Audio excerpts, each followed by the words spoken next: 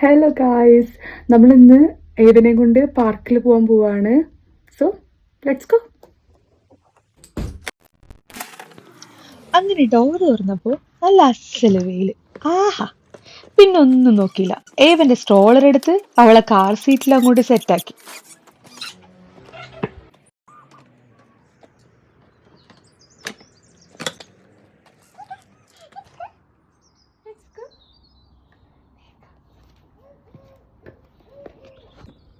ഏവന്റെ വണ്ടിന്റെ ബ്രേക്ക് ഒന്ന് മാറ്റി ഞങ്ങള് പോയേച്ചും വരാം.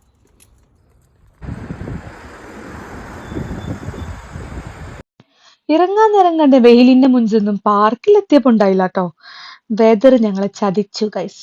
പിന്നെ കുറച്ച് ഈജിപ്ഷ്യൻ ഗീസിനെയും കണ്ടങ്ങനെ ഇരുന്നു. വീട്ടില് പോണ വഴിയില് കിടക്കണ രണ്ടാം കുഞ്ഞ്.